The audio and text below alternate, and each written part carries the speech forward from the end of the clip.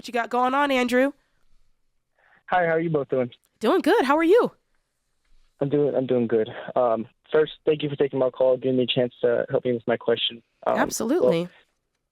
Simply put, in the last 4 to 6 months or so, I got really caught up just inflating my lifestyle, and now pretty much got myself in a, let's say, bad car situation that I'm really just trying to get out of. Oh, no. Tell us about it. What's going on? So I got a new car that at the time I felt like I could handle the monthly payments, but it kind of just feels like, don't have much of a cash flow, and I'm at this point I'm sold on selling the car. And the question I have for you guys is is it better for me to buy a car in cash, help pay down my debt faster, or finance something like at a third of the cost that will keep forever? What do you think we're going to tell you? Buy a car in cash. Yeah. Yeah. Why do you? I'm just playing devil's advocate here because I want to see. I want to make sure that you know the reason why. Because you're feeling the pinch of this car payment. How much is your car payment, Andrew? $1,100 a month. Ooh-wee. Yep, you are feeling that. Yeah, because that's above How average. much do you make a year? I make last year I made a little over 100. This year I'm on track to make about 120. Okay. So you've had the car for 3 months, and now you're thinking, whew, this was a bad idea. Mm-hmm. So to Jade's question, why do you think that we are going to suggest to pay for your next car with cash and not take out another loan? Well, so I no longer have a monthly payment, and help me save up faster. And that's pretty much my. To give you some background as far as why I was even thinking the other option is really I've heard you guys give the advice before of telling people go buy a $3,000, $5,000 car, write it, and then help you pay down the cash. But I'm wondering if that I'm worried that I'm going to get a car like that, and then 3 6 months it's going to have a lot of payments, or it's going to have to a lot of fixes or something, and then I'm going to end up doing the same thing again. I think look, I've only driven used cars. I've never had a brand new car in my life, and I think as long as you do the research, check out the Carfax, find out as much as you can about the car, and make a solid purchase. That's thing one. And then thing two, we always talk about having an emergency fund.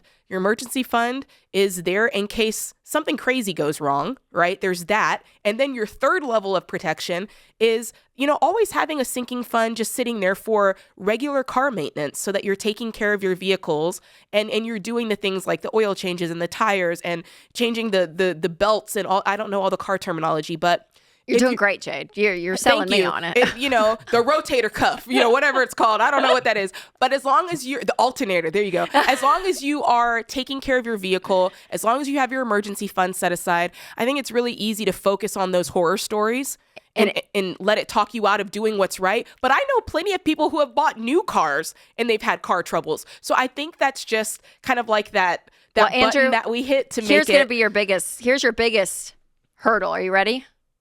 Mm-hmm. Your ego. Okay. Oh, that's it. Because you are sitting in a brand new, very expensive car. What kind of car is it? It's a Tesla. Yeah. Tesla? It's a Tesla. This is close to Rachel's heart now. I will have a moment of silence with you, Rachel. Andrew. I'm so sorry. But listen. It's going to hurt. Your ego is going to hurt. You've been driving around up to work, up with friends, going to dinner in your new Tesla. Mm-hmm. And now you're going to show up in a Camry. That's right. And your ego's going to take a hit. But you know what? Guess what? Andrew's going to have money again. Okay. Andrew's going to have money. And that's what you have to focus on, Andrew. It's amazing how we just get so much of, we were talking about the consumerism in the last hour, but it's true. I'm like, man, this lifestyle feel, and somehow we think if I just had a nice car, if I just could go on this kind of trip, if I could have this kind of house, everything will be better. I'm going to feel better about myself because our cars have become our identity. People look at your car and they automatically, they make assumptions. And so it takes a level of humility, Andrew, to say, you know what? I'm going to help Andrew 10 years from now be in a whole lot better shape to go buy a new Tesla. My goal for you, Andrew, is to go back to a new Tesla. I would love for you, love for you to be an everyday millionaire, be investing, have no debt, cash flow coming in, you're making great money, and to be like, yeah, you know what? I'm going to go buy a new Tesla, and you don't even have to think twice about it. Come on, drive like no one else so later you can drive like no one else. That's the goal, Andrew. That's the goal. But this thing is eating you alive. So you're going to take a hit on it. You're probably going to be underwater by buying it brand new and selling it 3 months later. So you're going to take a small loan out for that difference, put that in your debt snowball, go buy a cheap car with $3,000, $5,000. It's fine. And if it breaks down in 6 months, guess what? It doesn't lose value. Go sell it for $3,000 more, put a few more, and go get another car, right? Like you can keep moving up in car. But list out all of your debts, Andrew. Knock it all out. You have a great income. Get a solid emergency fund. And your peace of mind, Andrew, your peace of mind is going to be so different because you're actually going to have peace. You're not going to have stress. I love that. You got it. You got it, Andrew. But I'm so sorry. I'm so sorry. He has to amputate the Tesla. It's never an easy thing to do, but he's going to have peace because of it. Look, your car is not your status symbol. It does not say whether or not you are successful or not. What I'm looking at is, do you actually have money, Rachel? That's right.